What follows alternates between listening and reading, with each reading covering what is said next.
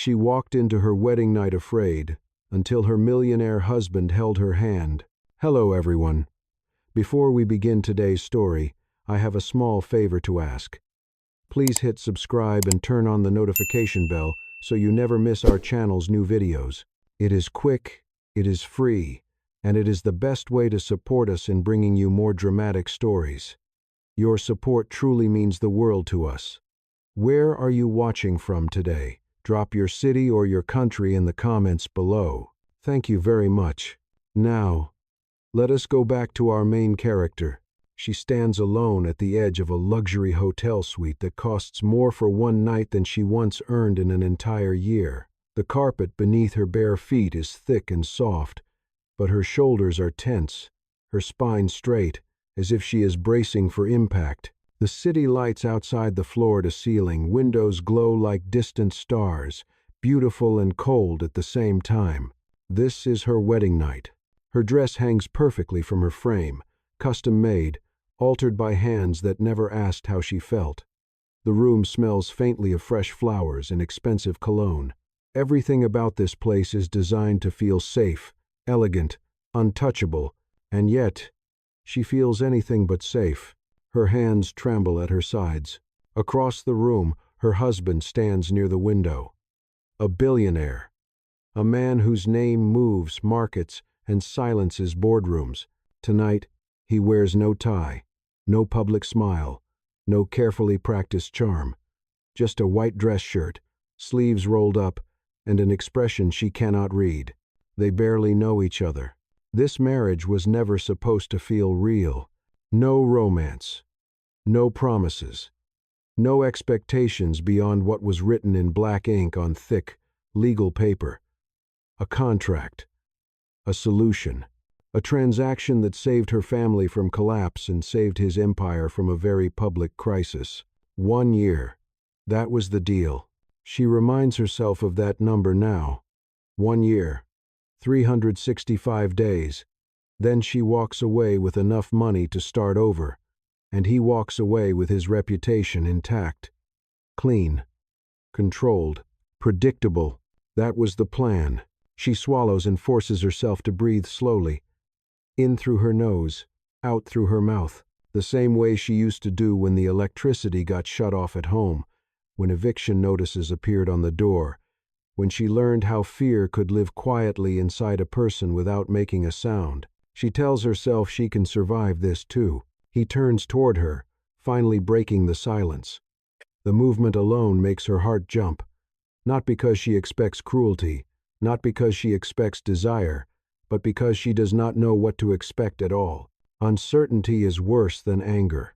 She waits for him to speak, to remind her of the rules, to say something formal, something distant, something that keeps them safely inside the boundaries of the contract they both signed. But he does not say anything. Instead, he notices her hands, the way her fingers curl slightly inward, as if she is holding on to invisible fear. The way her shoulders are tight, her chin lifted just a little too high. Not defiant, defensive. He takes a step forward, then another. Slowly, deliberately. He stops several feet away, leaving her space. He does not reach for her. He does not touch her. He does not cross the line. "You are scared," he says quietly. Not as an accusation, not as a question, just a fact. Her first instinct is to deny it. She has spent most of her life pretending she was not afraid. Pretending kept her moving. Pretending kept her proud.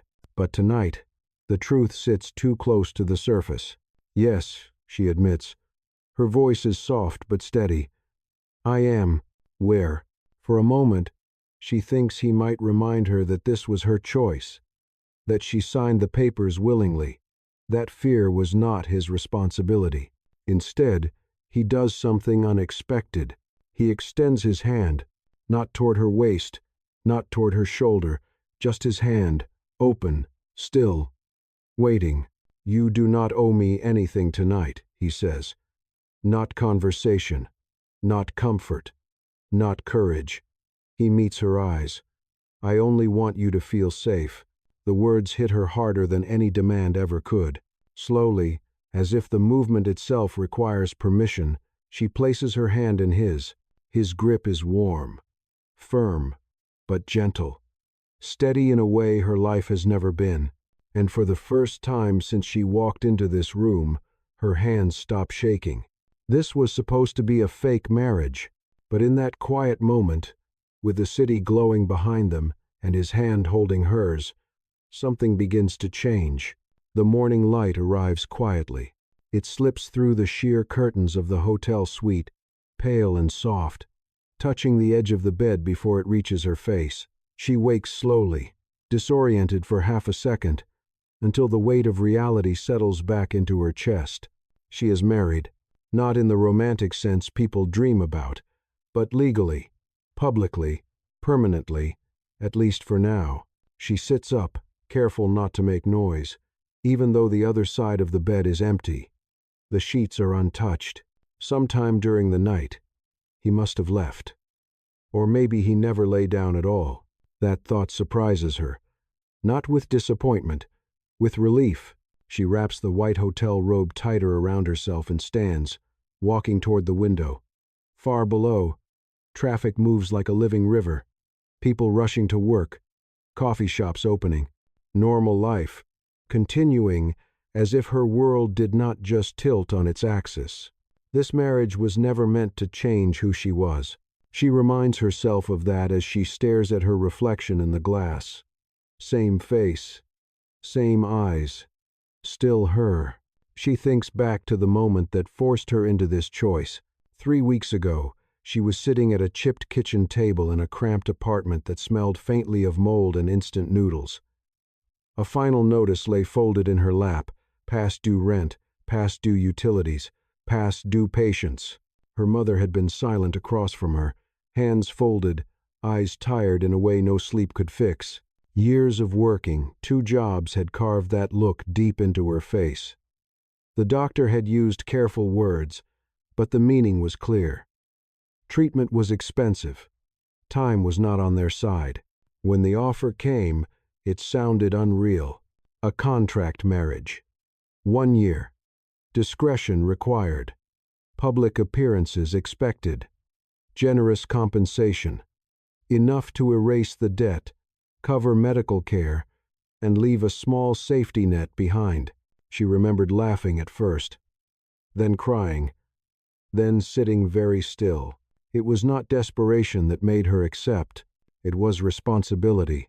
She did not want luxury. She wanted time. Time for her mother. Time to breathe without fear.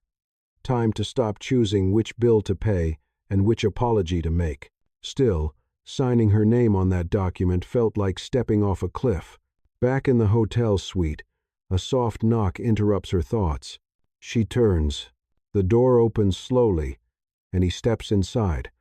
No suit, no assistance, just a simple button-down shirt and quiet eyes. "Good morning," he says. "Good morning," she replies. There is no awkwardness, no forced smile, just space. He keeps his distance, as he did the night before. It is deliberate, respectful. "I wanted to check on you," he says, "and to remind you of something." She waits. "This arrangement does not erase who you are," he continues. "You will not be expected to pretend in private, only in public. If you ever feel overwhelmed, you tell me.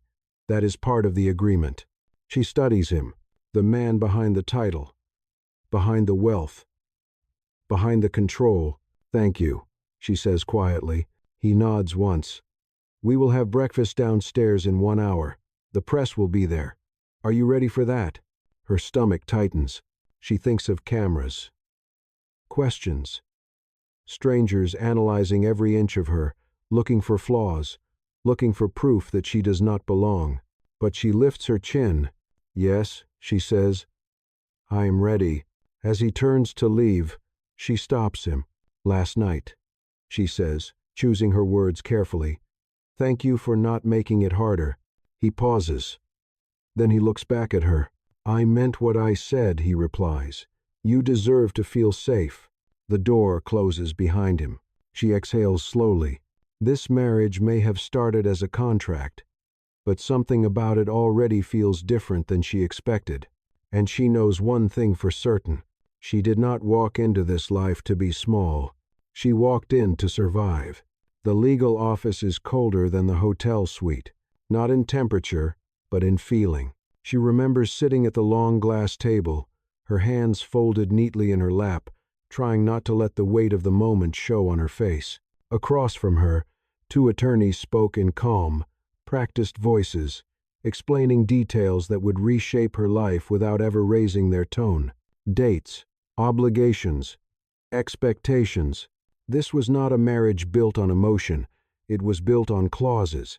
He sat beside her, silent, composed, reading every page as if he were reviewing a quarterly report. When the lawyer slid the contract toward her, she noticed how thick it was, heavier than it looked, heavy with consequences. 1 year, the attorney said.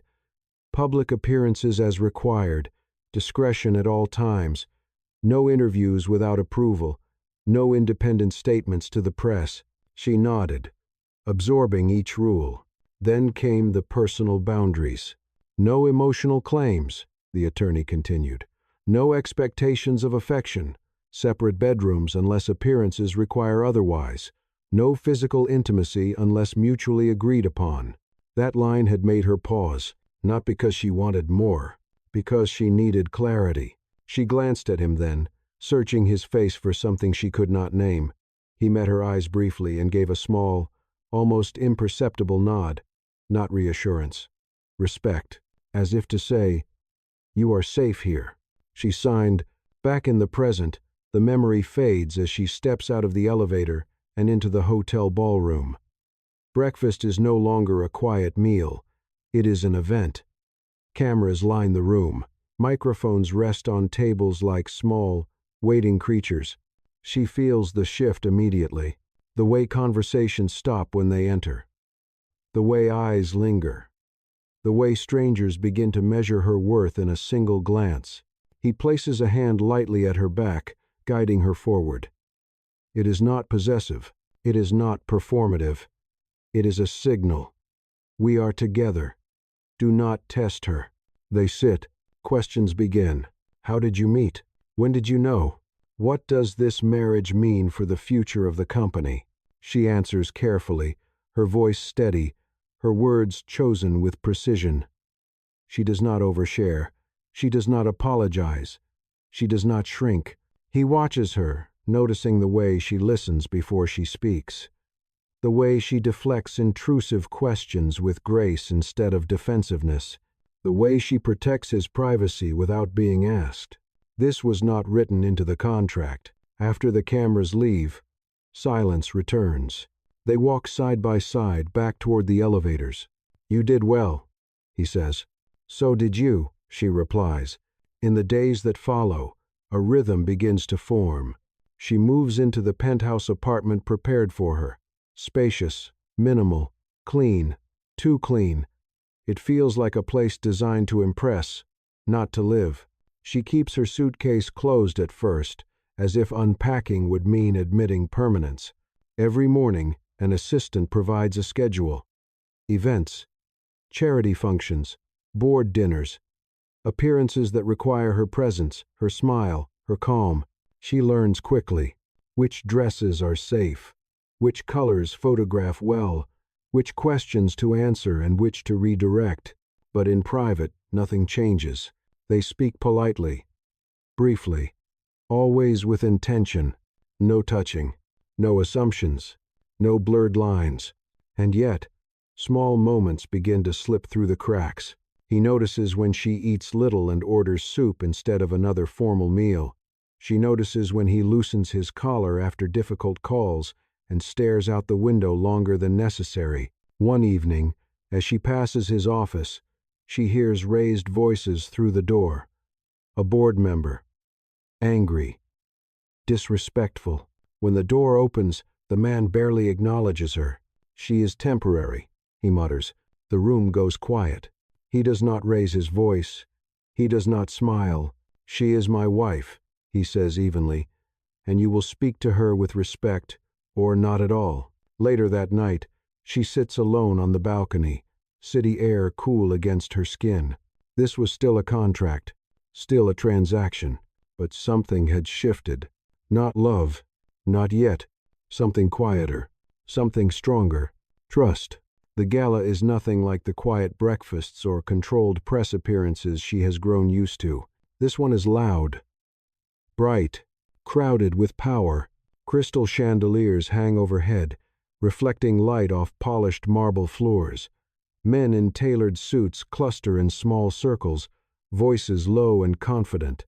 Women in designer gowns move with practiced ease, every smile calculated. This is not a place for mistakes. She feels it the moment they enter. The shift in the air, the subtle pause, heads turning, eyes assessing. She tightens her grip on her clutch, reminding herself to breathe. He walks beside her, calm as ever, offering his arm without hesitation. This time, she takes it. Not because the cameras demand it, but because she wants the steadiness. Tonight matters. This gala is not just charity, it is politics. Investors, board members, families with long memories and sharp tongues. One wrong impression could undo months of careful strategy. As they move through the room, greetings come easily to him. Familiar names, familiar faces. To her, they are strangers. So this is the wife, one woman says lightly, her smile polite but her eyes sharp. You must have appeared out of nowhere. She feels the insult beneath the words. Yes, she replies evenly. Sometimes the most important things do. The woman blinks, then laughs. Unsure whether she has been challenged or complimented, he does not intervene. He does not rescue her. He watches. A few steps later, a man approaches with a glass of champagne and an amused expression. You seem very composed, he says.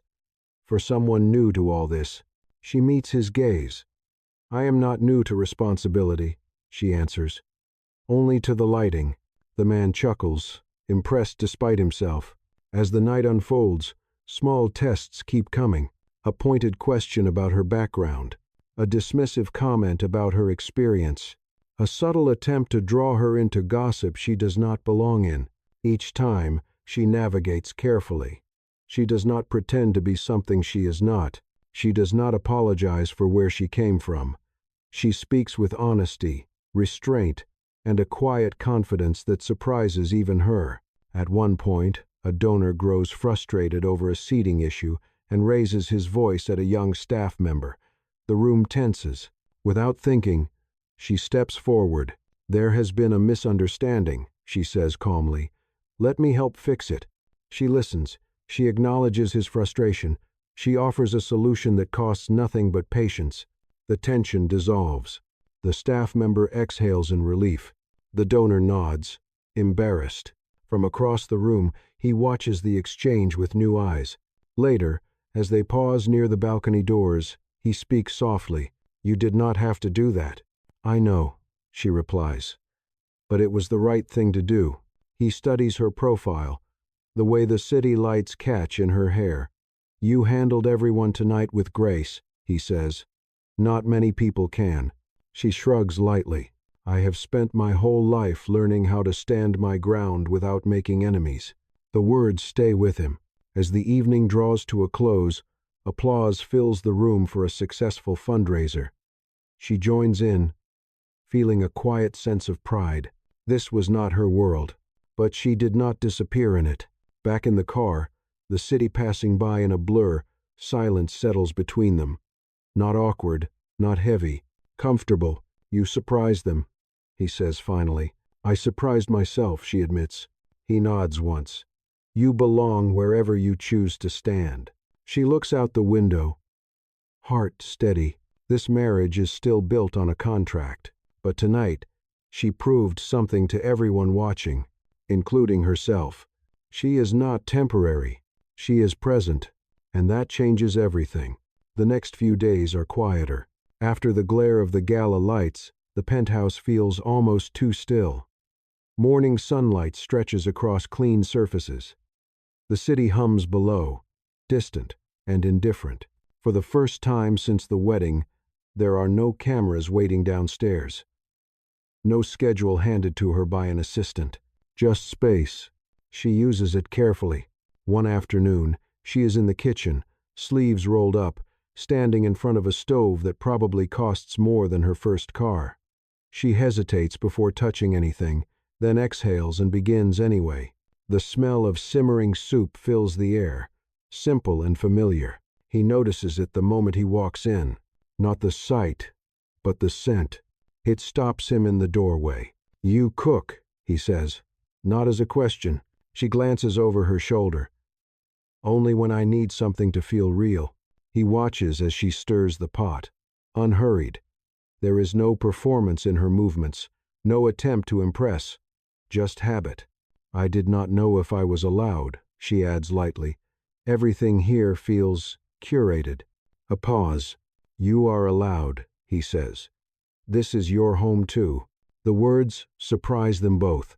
They eat at the counter instead of the long dining table. No staff, no formality, just two bowls and the quiet clink of spoons. "It is good," he says after a moment. She smiles faintly. "It is not fancy. It does not need to be." That night, the power goes out. No warning, no dramatic storm. Just a sudden darkness and silence as the city below flickers and then steadies. She freezes. Old memories rise uninvited, candles rationed, flashlights with dying batteries, the sound of her mother pretending everything was fine. Before she realizes it, she is standing in the living room, arms wrapped tightly around herself. He finds her there. The emergency lights cast soft shadows across the space. He does not rush toward her. He remembers. "Do you want me to call the building manager?" he asks. She shakes her head. "It will come back." He nods. Then he sits on the couch, leaving space beside him. An invitation without pressure. After a moment, she joins him. They sit in the dark, the city glowing faintly through the windows. "I used to hate nights like this," she says quietly. When everything went quiet, it felt like the world had stopped paying attention. He listens. Fully. "My father hated silence," he replies after a moment. "He filled it with noise, with expectations, with rules." She turns to look at him. "That is why you like control," she says gently. Not an accusation, an understanding. "Yes," he admits. The power returns with a soft hum. Neither of them moves right away. Later, as they prepare to sleep, she pauses at the doorway of her room. "Thank you," she says. "For today." He meets her gaze. "You do not have to thank me for being human." She smiles at that. As the days pass, the contract remains untouched. The rules are still there, clear, unbroken. But the space between those rules begins to fill with something else. Shared meals, quiet conversations, a sense of being seen without being examined. This marriage is still not built on love, but it is no longer built on distance alone. And somewhere between soup on the stove and silence in the dark, the lines begin to blur. The change is subtle at first, so subtle that she almost convinces herself it is not happening at all. It begins with routines. He starts coming home earlier than he used to. Not every night, but often enough that she notices. Sometimes he brings work with him, a tablet, a folder. Other times, he brings nothing at all and simply sits across from her while she reads or cooks, as if the presence itself is the point. They talk more, not about contracts, not about schedules, about ordinary things. She tells him about the job she held before this life, the diner where she memorized regulars' orders to earn better tips, the grocery store where she learned to smile through exhaustion. He listens without interrupting, without offering solutions. He tells her about his first company, how it almost failed, how he slept in his office and learned to stop expecting praise, how success came with isolation he did not know how to name at the time. One evening, they sit in the living room while rain taps against the windows. She notices his leg bouncing slightly, a tension she has learned to recognize. "You are thinking too much," she says gently. He exhales. There is a board meeting tomorrow. That happens often, she replies. Yes, he says. But tomorrow they will question whether this marriage is a distraction. She turns toward him fully. And is it? He does not answer right away. I do not know, he admits. I thought this would be simple, controlled, predictable. He pauses. It has not been. Her heart beats faster, but she keeps her voice steady. In what way? In the way that matters, he says quietly. Silence stretches between them. Not uncomfortable. Honest.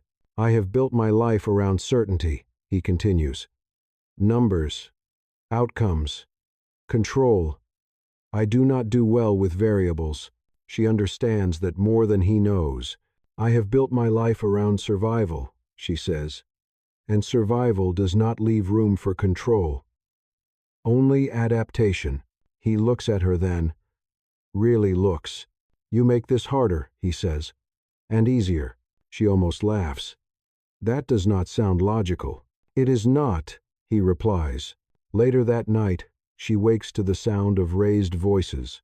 Not loud. Controlled. But sharp. She follows the sound to his office. The door is slightly open. A voice she does not recognize speaks with frustration. A senior board member. Angry. Accusatory. This marriage makes you look weak, the man says. Sentimental. You are risking credibility. I am not discussing my personal life, he replies. You made it public, the man presses. You invited scrutiny. She steps back before she is seen. When the door closes, she returns to her room, heart heavy. The next morning, he is quieter than usual. At breakfast, she finally speaks. If this arrangement becomes a liability, she says carefully, we can revise it. He looks up sharply. What do you mean? I mean, she continues, choosing each word. I never wanted to be something you had to defend. The words land harder than she intended. He sets his coffee down. You are not a liability, he says firmly. You are not a problem to manage. She meets his gaze. Then what am I? He does not answer immediately. Someone I do not want to lose, he says at last. The admission hangs in the air between them. Nothing in the contract prepared either of them for this moment. Not desire, not obligation, but the quiet realization that whatever this started as, it is no longer contained by ink and signatures, and neither of them knows what to do with that truth. The call comes in the middle of the afternoon. She is alone in the penthouse, reviewing notes for the next public appearance, when her phone vibrates on the marble counter. An unknown number. She hesitates, then answers. Yes? There is a pause on the other end. Then a woman's voice, smooth and deliberate. I think it is time we talked, the woman says. About your marriage. Her chest tightens. Who is this? She asks. A friend of the family, the voice replies.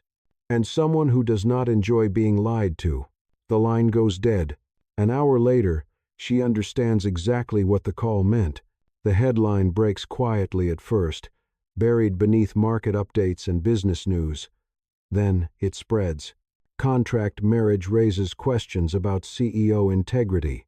Speculation follows immediately. Anonymous sources. Insider comments. Screenshots of documents blurred just enough to suggest authenticity. The word arrangement appears again and again, sharp and unforgiving. By the time he comes home, the story is everywhere. He finds her standing by the window, phone in hand, face pale but composed. You saw it, he says. Yes, she replies. So did everyone else. Silence fills the space between them, heavy and unfamiliar. They leaked the contract, she continues. Or enough of it to make people believe they did. His jaw tightens. I will handle it. Oh, that is not what worries me, she says. He turns to face her fully. Then what does? She holds his gaze. The part where they were right. The words cut deeper than the headline ever could. This was a contract, she goes on. We agreed to that, but now it is being used to question your character, your leadership, your judgment. I do not care what they think, he says. You should, she replies softly, because your company does. Your board does. Your employees do. What? He steps closer. I will protect you. She shakes her head. That is not what I need. What do you need then? He asks. The question hangs between them. I need to know, she says slowly, if I am still just part of the arrangement to you, or if I have become something you cannot afford. The look in his eyes changes. Conflict. Frustration. Fear he rarely allows himself to show. Before he can answer, his phone rings. The board. He listens in silence, his expression hardening with every second. When the call ends, he does not speak right away. They want distance, he finally says. Until this is resolved, her stomach drops. Distance, she repeats. From me, he does not deny it. They believe it will calm investors, he says. They think this is temporary, that you are temporary. The word hits her like a physical blow. She takes a step back. I never wanted to be a weakness, she says.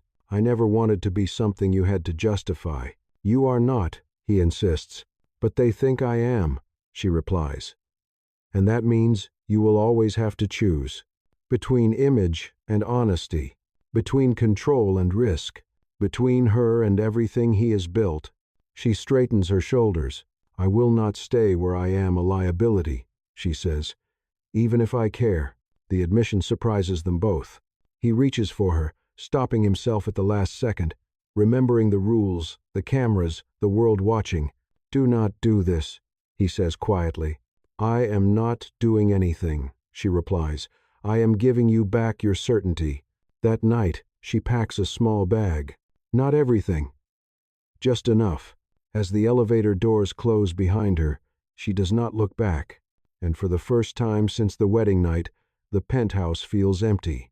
The apartment she moves into is small, clean, quiet, temporary.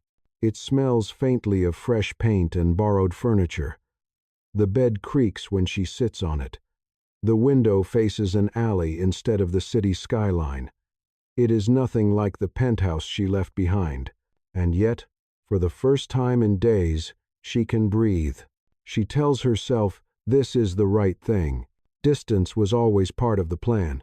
Separation was always possible. She agreed to that when she signed the contract. What she did not agree to was becoming a risk someone else had to manage. Still, the nights are harder than she expected. She keeps her phone face down, even though she checks it every few minutes. No messages. No missed calls, just silence. Across the city, he sits alone in the penthouse, staring at the contract laid open on his desk. The pages look different now. Cold. Small. Inadequate. The board meeting had been brutal. Investors demanding reassurance. Advisors urging damage control. Every voice pushing him toward the same conclusion. End the illusion. Restore certainty. But certainty feels empty. He replays the moment she walked away. The way she stood straight. The way she refused to beg. The way she chose dignity over comfort. That was not weakness. That was strength. He closes the contract and pushes it aside. The next morning, the press receives an invitation. Not a denial. Not a statement. An announcement. By evening, the hotel ballroom is full again. Cameras. Reporters, board members, the same world that questioned him now waiting to see how he will respond. She does not know any of this until her phone rings. It is an assistant she recognizes. He wants you there, the woman says carefully. Not as part of the arrangement, as his wife. She hesitates. I am not a prop, she says. You are not being treated like one, the assistant replies. He made that very clear. She arrives late. The room falls quiet when she enters. He is standing at the front, alone. No notes. No advisors. Just him. He sees her immediately. Relief crosses his face before he can stop it. I invited you here, he says, his voice steady. Because there has been confusion. Murmurs ripple through the room. This marriage did not begin as a love story, he continues. It began as a contract. That is true. She holds her breath. But it did not remain one, he says. And if the question is whether I stand by my wife when it costs me comfort, then the answer is yes. The room is silent. He turns toward her. I failed when I let others decide what you were worth, he says. I will not fail again. He reaches into his jacket and pulls out the contract. In front of everyone, he tears it in half. Gasps follow. This document no longer defines us, he says. Choice does. He steps toward her, stopping just short of touching. I am not asking you to stay because it is convenient, he says quietly. I am asking you to stay because I want you here. The pause stretches. Then she steps forward. She takes his hand, not because of cameras, not because of pressure, but because this time it is her choice. And the room erupts. Applause, shock, headlines forming in real time. But none of that matters. What matters is the way his hand tightens around hers. Steady, certain, real. The aftermath is quieter than the moment itself. The cameras leave, the ballroom empties, the headlines settle into something simpler, less speculative, more human. They do not return to the penthouse that night. Instead, they walk. No security detail close behind. No assistants hovering. Just the two of them moving through the city streets. The air cool, the noise distant. For the first time since the wedding, there is nothing scheduled, nothing expected. I did not plan that speech, she says softly as they cross an intersection. I know, he replies. Neither did I. She stops walking and turns to face him. You tore up the contract, she says. In front of everyone. Yes. You understand what that means. I do. She studies his face, searching for hesitation, for calculation. She finds none. What happens now? She asks. He takes a slow breath. Now we start over. Without terms, without escape clauses. She considers that. No guarantees, she says. No guarantees, he agrees. They stand there for a moment, surrounded by passing strangers who have no idea who they are or what they just risked. I left because I needed to protect myself, she says. I will not lose that again. I do not want you to, he says. I want you to choose me the same way I am choosing you, every day. She nods once. That night, when they finally return home, the penthouse feels different, not like a stage, like a place someone actually lives. She unpacks fully this time. Clothes folded into drawers, shoes lined by the door, a photograph placed carefully on the shelf. The space begins to soften around her. Days pass. The company stabilizes. Investors adjust. The board learns to recalibrate around a leader who no longer separates his personal values from his public decisions. He does not apologize for loving her. He does not hide her. She attends meetings when she chooses, declines events when she does not. She is present, but never consumed. One evening, as the sun sets beyond the windows, he joins her on the balcony. You know, he says, this was never how I imagined marriage. She smiles faintly. Me neither. And yet, he continues, I cannot imagine it any other way now. She reaches for his hand. This time, there is no hesitation, no fear, no contract hovering between them, just trust, built slowly, deliberately, through choice. Months later, they hold a small ceremony. No press, no spectacle, just family. A few friends, quiet vows spoken without witnesses who need convincing. When she walks toward him, she is not afraid, not of him, not of the future, not of herself. She takes his hand, steady and warm, just as she did on their wedding night. Only now, she knows exactly why she is holding it. This marriage did not begin with love. It began with survival, but it ends with something far stronger. Two people who chose each other freely, and that choice, more than any contract ever could, is what makes it real.